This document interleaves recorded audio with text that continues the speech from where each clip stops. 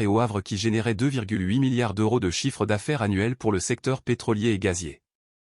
Pendant 15 ans, j'ai construit et maintenu la colonne vertébrale opérationnelle qui permettait à la chaîne d'approvisionnement d'Athéna de fonctionner comme une horloge suisse, gérant tout, des calendriers de maintenance des presses hydrauliques aux relations critiques avec des partenaires comme Total Energy et Engie, dont la plupart des cadres ignoraient jusqu'à l'existence.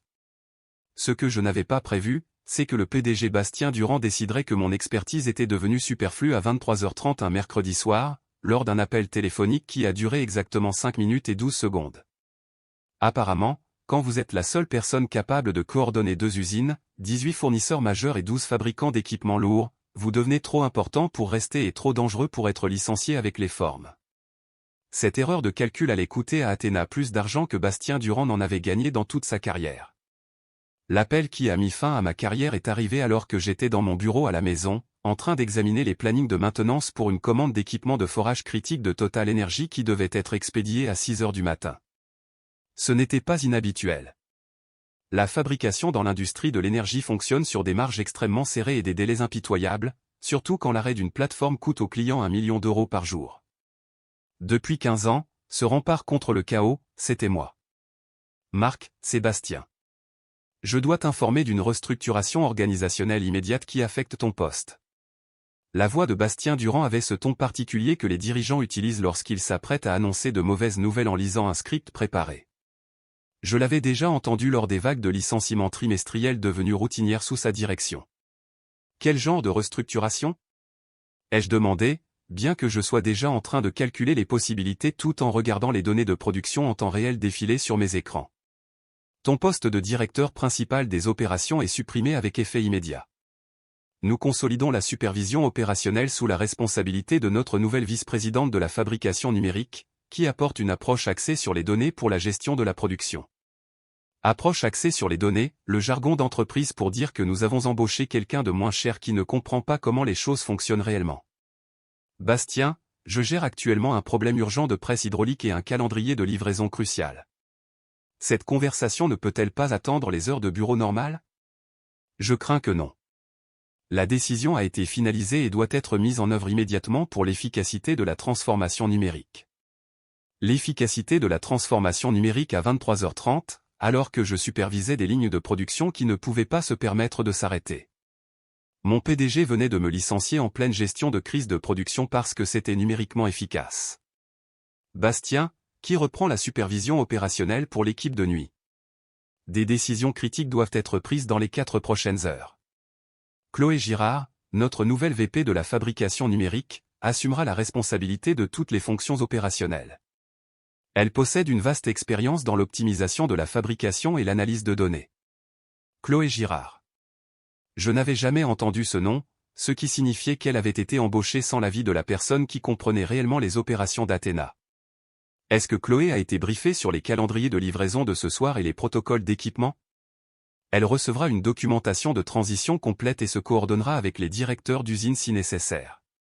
Une documentation de transition pour des opérations qui exigeaient des décisions à la seconde près, basées sur 15 ans de connaissances institutionnelles sur les particularités des fournisseurs, les limites des équipements et les exigences spécifiques des clients. Bastien, les opérations d'Athéna ne sont pas quelque chose que l'on transmet avec un dossier. Il y a des relations avec les fournisseurs, des protocoles d'équipement, des dépendances temporelles que... Marc, j'apprécie ton dévouement, mais nous avons confiance en notre planification de transition. Chloé apporte une perspective nouvelle aux défis opérationnels qui sont peut-être devenus trop complexes sous l'ancienne direction. L'ancienne direction. C'était moi, l'ancien officier logistique de la Marine nationale qui avait fait passer l'efficacité opérationnelle d'Athéna de 68 à 94% en 15 ans, économisant à l'entreprise environ 420 millions d'euros en déchets et en retard. Quand cette transition prend effet ? Immédiatement. Nous avons besoin que tu cesses toute activité opérationnelle et que tu transfères tes codes d'accès à Chloé d'ici 1 h du matin. Cesser toute activité alors que 2 usines d'une valeur de 2,8 milliards d'euros tournaient en équipe de nuit avec de multiples problèmes actifs nécessitant une coordination constante. Bastien, arrêter la supervision opérationnelle en plein milieu des cycles de production pourrait causer des problèmes majeurs. Panne d'équipement, retard de livraison, problèmes de sécurité. Chloé est parfaitement préparée à gérer tous les défis. Nous ne ferions pas ce changement si nous n'étions pas confiants dans la transition numérique. J'ai regardé mes moniteurs affichant les données en temps réel des usines du Havre et de Fos-sur-Mer, alerte d'équipement, retard de fournisseurs, drapeau de contrôle qualité, ajustement de timing, des dizaines de décisions qui devaient être prises par quelqu'un qui comprenait comment toutes les pièces s'emboîtaient. Compris, ai-je fini par dire. As-tu besoin que je briefe Chloé sur l'état opérationnel actuel? Ce ne sera pas nécessaire. Elle préfère évaluer les situations de manière indépendante plutôt que d'hériter des hypothèses de l'ancienne direction. Les hypothèses de l'ancienne direction, comme savoir quel fournisseur nécessitait un traitement spécial en fonction de la météo sur la côte méditerranéenne, quel équipement nécessitait une surveillance étroite dans des conditions humides, et quel client avait une tolérance zéro pour les retards de livraison. Je transférerai mes codes d'accès d'ici 1 heure. Excellent. Les RH te contacteront demain pour les documents de transition et les derniers détails administratifs. La ligne a coupé à 23h35. 5 minutes et 12 secondes pour éliminer 15 ans d'expertise opérationnelle en pleine crise de production. Le processus de transition était surréaliste. À minuit 47, j'ai commencé à transférer systématiquement les accès au système que j'avais construit, optimisé et surveillé pendant plus d'une décennie, tableau de bord de production, réseau de communication des fournisseurs, système de diagnostic d'équipement, protocole de contrôle qualité. Transférer chaque système, c'était comme donner les clés d'une voiture alors que quelqu'un d'autre était déjà au volant. À 1h23, mon téléphone a sonné. Numéro inconnu, mais j'ai reconnu l'indicatif interne d'Athéna. Monsieur Lefebvre, c'est Chloé Girard. Je crois comprendre que vous gériez les opérations de nuit. Je voulais me présenter et obtenir un bref point sur la situation actuelle. Chloé Girard paraissait plus jeune que ce à quoi je m'attendais, avec le ton assuré de quelqu'un qui avait probablement déjà géré des opérations de fabrication, mais qui n'avait jamais été confronté aux complexités spécifiques d'Athéna. Bonjour Chloé. J'ai transféré tous les codes d'accès comme demandé. Vous devriez avoir la pleine supervision opérationnelle maintenant. Super. Pouvez-vous me donner un aperçu rapide de ce qui se passe ce soir? Des préoccupations immédiates dont je devrais être au courant? J'ai regardé les écrans auxquels je n'étais plus autorisé à accéder. Vous devrez vérifier les tableaux de bord de production pour connaître l'état actuel. Je ne suis plus impliqué dans les décisions opérationnelles. Oui, bien sûr, mais juste pour m'orienter. Y a-t-il des questions critiques que je devrais prioriser? La question révélait exactement ce que je soupçonnais. On avait confié à Chloé la responsabilité d'opérations qu'elle ne comprenait pas, sans aucune préparation aux défis spécifiques dont elle héritait. Chloé, je vous recommande d'examiner les calendriers de production actuels, de vérifier l'état des livraisons des fournisseurs et de surveiller les alertes d'équipement. L'usine de Fos avait des problèmes de synchronisation de presse hydraulique pour la livraison de Total Energy. Le Havre avait un signal de coordination de livraison d'acier qui affecte l'expédition d'Engie demain. D'accord. Fos, Le Havre, Total, Engie. C'est noté. Autre chose à surveiller? Autre chose? 15 ans de connaissances opérationnelles condensées en un autre chose. Vous voudrez surveiller les superviseurs de l'équipe de nuit. Ils gèrent les décisions de routine, mais les protocoles d'escalade exigent une supervision opérationnelle pour les situations non standards. Parfait. Et si j'ai des questions, puis-je vous joindre cette nuit? J'ai marqué une pause, repensant à l'appel de Bastien Durand à 23h30 et à sa certitude que Chloé pouvait gérer les défis de manière indépendante. Chloé, je ne suis plus employé par Athéna depuis 2 heures. Vous devrez vous coordonner avec les directeurs d'usine et les superviseurs de poste pour le soutien opérationnel. Le silence à l'autre bout du fil a duré assez longtemps pour que je me demande si la communication avait coupé. Vous n'êtes plus employé depuis ce soir? Je pensais que je prenais votre suite demain. Vous avez pris la relève à 1h du matin quand j'ai transféré mes accès. Autre pause. Monsieur Lefebvre, je pense qu'il y a eu une mauvaise communication. Je ne m'attendais pas à commencer ce soir. Je n'ai pas examiné les opérations en cours ni été briefé sur les dossiers chauds. Et voilà. Bastien Durand avait licencié la personne gérant les opérations actives et confié la responsabilité à quelqu'un qui n'était pas prêt à prendre la relève en plein milieu d'un cycle nocturne qui ne supportait aucune interruption. Chloé, je vous recommande de contacter Bastien Durand ou les RH pour clarifier vos responsabilités et votre calendrier. Je ne suis pas en position de fournir des conseils opérationnels. Bien. D'accord. Merci pour l'information. Après avoir raccroché, Je me suis assis dans mon bureau sombre, regardant les lumières de la ville à travers ma fenêtre et pensant aux installations de production qui fonctionnaient désormais sans la supervision sur laquelle elles comptaient depuis 15 ans. 2 usines valant des milliards gérant des opérations complexes avec des délais serrés et une marge d'erreur nulle, maintenant sous la supervision de quelqu'un qui ne pensait pas commencer avant demain. Bastien Durand voulait une efficacité immédiate par la transformation numérique. Il allait recevoir une leçon très coûteuse sur la différence entre la commodité administrative et la réalité opérationnelle. Mon téléphone a commencé à vibrer avec des notifications de superviseurs d'usines cherchant des conseils opérationnels, des messages auxquels je n'étais plus autorisé à répondre pour des opérations dont je n'étais plus responsable. J'ai éteint mon téléphone et je suis allé me coucher. Quoi qu'il arrive ensuite, c'était maintenant la responsabilité de Chloé Girard. La première crise a frappé à 8h17. Je le sais parce que mon téléphone personnel a commencé à sonner, des appels de superviseurs qui avaient mon numéro direct pour les urgences mais qui, apparemment, ne parvenaient pas à joindre Chloé Girard. Je n'ai répondu à aucun d'entre eux. À 9h30, j'avais 12 appels manqués et 19 SMS provenant de divers employés d'Athéna, allant des superviseurs demandant des conseils aux directeurs d'usines réclamant des clarifications sur les protocoles d'équipement. Toutes des questions qui auraient dû être adressées à Chloé Girard, mais qui restaient sans réponse. À 10h45, Bastien Durand m'a appelé.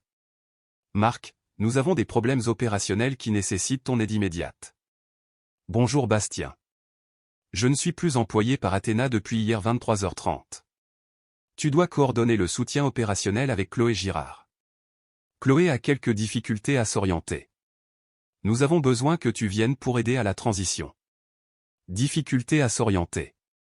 8 heures après avoir pris la responsabilité d'opérations de production colossales.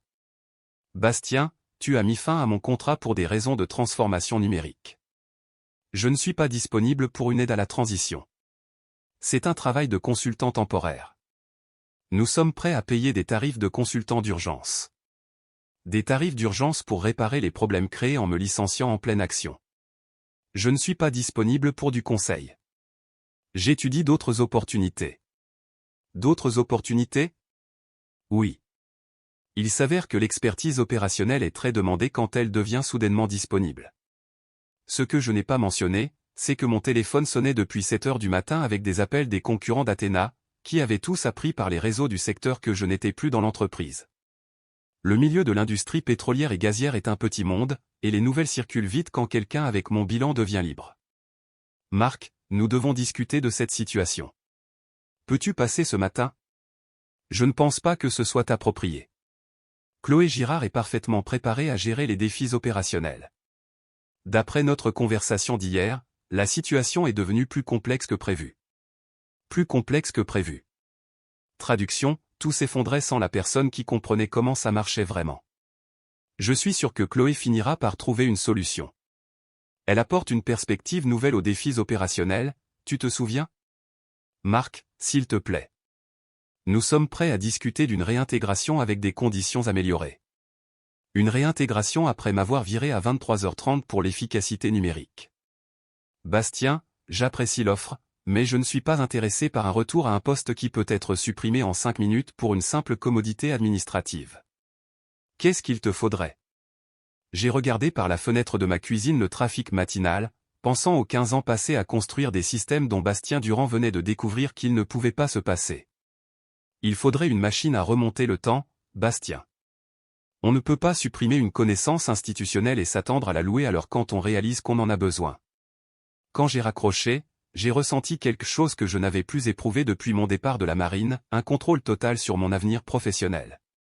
Ils m'avaient viré pour rationaliser les opérations, et maintenant ils apprenaient que certaines opérations ne peuvent pas être numérisées sans l'expertise qui les fait fonctionner. L'effondrement total des opérations d'Athéna a pris exactement 24 heures. Le premier domino est tombé à 8h47 quand la presse hydraulique principale de l'usine de Fos s'est arrêtée à cause de ce que Chloé Girard a décrit plus tard comme des problèmes de coordination d'équipement imprévus. En termes opérationnels, cela signifiait que Chloé n'avait pas compris les protocoles de dérogation préventive que j'avais développés. Lorsque la livraison d'acier du matin est arrivée avec 45 minutes d'avance, Chloé a approuvé le traitement immédiat sans réaliser que la presse hydraulique nécessitait un temps de calibrage spécifique. Le résultat a été une défaillance mécanique qui a bloqué toute la ligne de production et déclenché des arrêts de sécurité automatiques. Ce qui aurait dû être une simple coordination de fournisseurs est devenu un arrêt de 6 heures qui a retardé la livraison de Total Energy et coûté environ 180 000 € en objectifs de production manqués. J'ai appris cela non pas par des appels paniqués, mais par des messages LinkedIn d'anciens collègues exprimant leur choc de voir des ruptures de communication sitôt après mon départ. Le deuxième domino est tombé à 16h15 quand l'usine du Havre a connu ce que les professionnels appellent une défaillance en cascade. Chloé avait tenté de compenser les retards de Foss en accélérant le calendrier de production du Havre sans comprendre que les opérations du Havre étaient spécifiquement calibrées pour soutenir les besoins de synchronisation de Foss. L'usine du Havre ne fabriquait pas seulement des composants, elle fournissait des assemblages d'acier spécialisés dont Foss avait besoin. Quand Chloé a ordonné au Havre de prioriser les livraisons indépendantes plutôt que de soutenir Foss, elle a inconsciemment rompu la coordination qui maintenait les deux sites synchronisés. Résultat, le Havre produisait des pièces que Foss ne pouvait pas utiliser, tandis que Foss attendait des composants que le Havre ne fabriquait pas. À 18h, les deux usines tournaient à moins de 25% de leur capacité. J'ai appris l'ampleur de la crise par une source inattendue, mon ancienne assistante, Léa Rousseau, qui m'a appelé à 18h47. « Marc, je ne devrais probablement pas t'appeler, mais la situation ici est complètement folle. Chloé est en réunion de crise toute la journée, et personne ne sait comment réparer ce qui se passe. » Qu'est-ce qui se passe exactement? Les deux usines sont pratiquement à l'arrêt. Foss ne peut pas terminer la commande de Total. Le Havre a dû mettre au rebut tout un cycle de production. Et les directeurs d'usine demandent des directives, mais Chloé répète qu'elle a besoin de temps pour évaluer le paysage numérique. Évaluer le paysage numérique pendant que des infrastructures de production massive restaient inactives parce que la personne qui comprenait le terrain avait été éliminée. Est-ce que quelqu'un a contacté les clients pour les retards? C'est le pire. Chloé dit que nous devrions attendre demain pour voir si la situation s'améliore avant de les prévenir. Mais Marc, on parle de Total Energy et d'Engie. Ce ne sont pas des entreprises qui acceptent des retards surprises. Non, elles ne l'acceptaient pas. L'industrie de l'énergie fonctionne sur des flux tendus avec une tolérance zéro pour les défaillances de fournisseurs.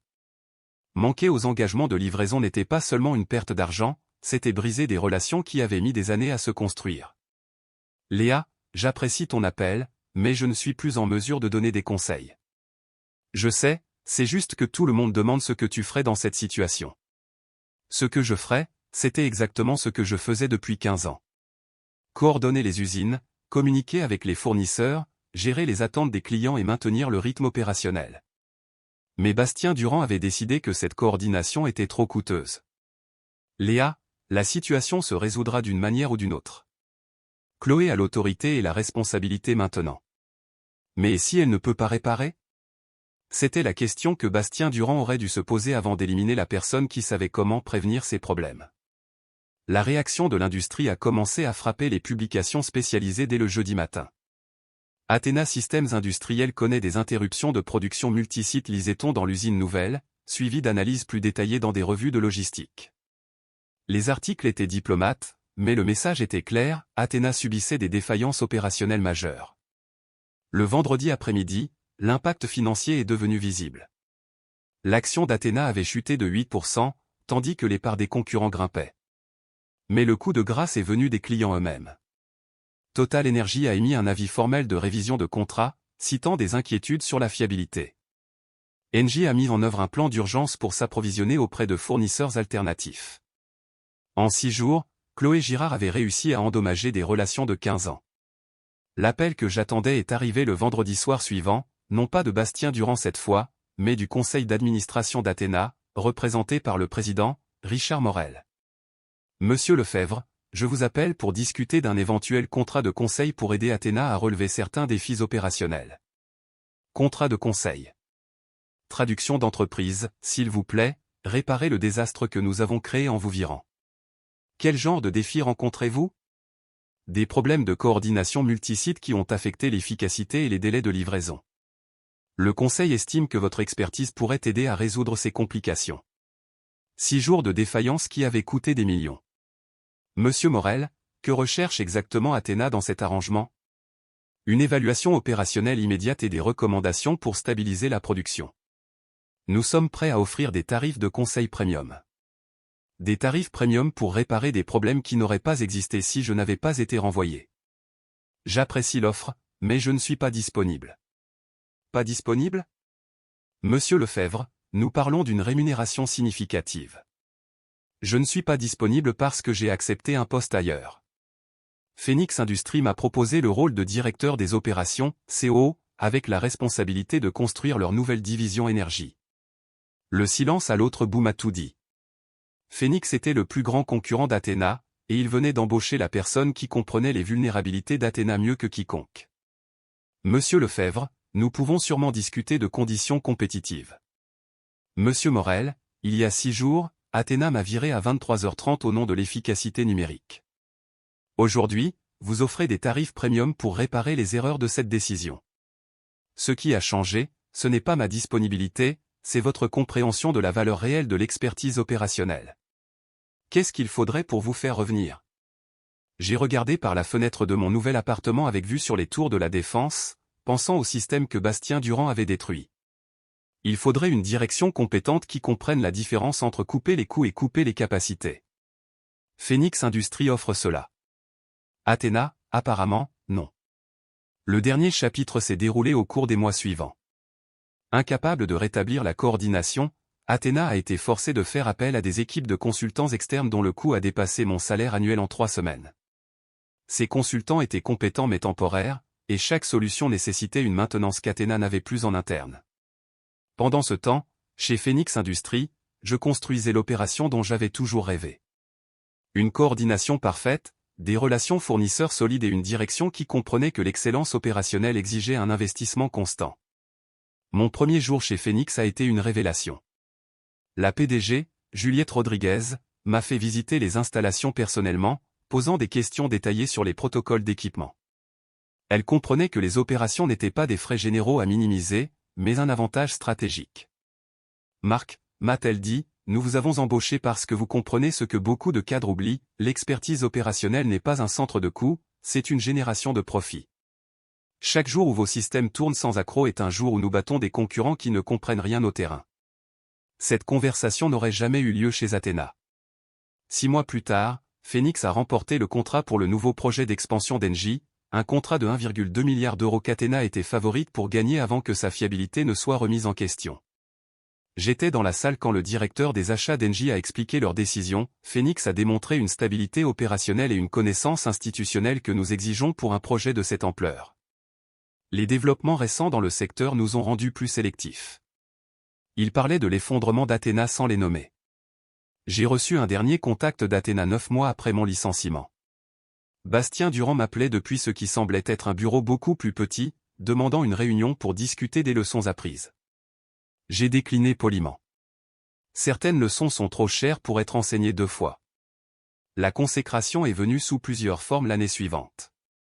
Les opérations de Phoenix sous ma direction sont devenues le modèle d'efficacité étudié par d'autres. Nous avons atteint une efficacité de 97% sur 3 nouveaux sites, générant 4,2 milliards d'euros de revenus annuels.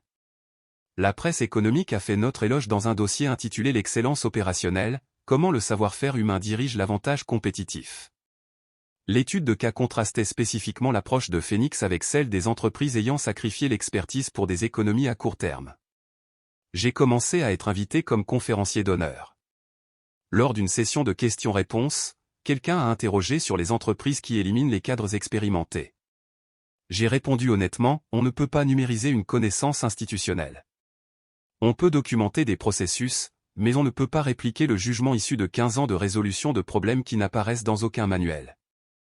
Quand vous éliminez cette expertise, vous ne rationalisez pas, vous jouez l'avenir de votre entreprise à la roulette russe. 18 mois plus tard, une grande école de commerce m'a contacté pour enseigner une étude de cas basée sur l'effondrement d'Athena. L'étude, intitulée Le licenciement de minuit, est devenue une lecture obligatoire en MBA. Les étudiants analysaient la décision d'éliminer la supervision pendant la production, puis étudiaient comment Phoenix avait capitalisé sur les erreurs de son concurrent. La leçon était claire, l'expertise opérationnelle n'est pas un luxe, c'est la fondation. 2 ans plus tard, Athena Systems a été racheté par une société de services pétroliers norvégienne pour 45% de moins que sa valorisation maximale. Les analystes ont cité l'instabilité opérationnelle et la perte de savoir-faire comme facteurs clés. L'annonce de l'acquisition précisait que la priorité du nouveau propriétaire était de reconstruire l'expertise et les relations fournisseurs compromises. Entre-temps, Phoenix était devenu le fournisseur dominant. Quand Phoenix est entré en bourse, mes options d'achat d'actions valaient 3,2 millions d'euros. Plus important encore, nous avions créé une opération durable. Bastien Durand ne s'est jamais remis professionnellement. Après le rachat d'Athéna, il a passé 2 ans dans le conseil avant de prendre un poste réduit dans une PME. On m'a dit qu'il était devenu obsédé par la documentation opérationnelle. Des leçons apprises trop tard. Je garde un souvenir de mes années chez Athéna, le dernier rapport trimestriel montrant des chiffres d'efficacité records. Pas comme un trophée, mais comme un rappel. Aujourd'hui, je suis toujours chez Phoenix en tant que COO, supervisant 4 sites générant 6 milliards d'euros. Nous avons assuré l'avenir de nos enfants et construit une excellence qui fait référence. Parfois, l'éducation commerciale la plus coûteuse consiste à apprendre la différence entre posséder des opérations et les comprendre. Bastien m'a appris que l'expertise ne peut pas être louée après avoir été jetée. Phoenix m'a appris que le vrai leadership reconnaît le savoir comme un avantage stratégique plutôt que comme un coût numérique. Ils m'ont viré pour simplifier les choses, ils ont appris que certaines choses ne sont simples que parce que quelqu'un sait les gérer. L'éducation leur a coûté 2,8 milliards, mais pour moi, elle n'a pas de prix. La fondation que j'ai bâtie chez Phoenix durera plus longtemps que les cadres qui la dirigent, parce que nous avons documenté non seulement les processus, mais le raisonnement derrière eux. C'est la différence entre le savoir humain et la transformation numérique aveugle. L'un s'appuie sur l'expérience, l'autre espère la remplacer. Ils pensaient couper dans les dépenses, ils se sont tranchés la gorge et ont tendu le couteau à leur plus grand rival. Cette histoire est une leçon magistrale pour tous les dirigeants modernes qui pensent que les chiffres sur un écran peuvent remplacer des décennies d'EAPOS, expérience sur le terrain. Le cas de Marc Lefebvre et des EAPOS, Athéna System illustre parfaitement la myopie managériale sacrifier la stabilité à long terme pour une efficacité théorique immédiate. En France, comme ailleurs, on voit de plus en plus de cadres seniors poussés vers la sortie au profit des EAPOS, une transformation digitale qui, bien que nécessaire, ne devrait jamais se faire au détriment de la connaissance institutionnelle. C'est EAPOS, et ce que EAPOS, on appelle le capital immatériel de l'EAPOS, entreprise.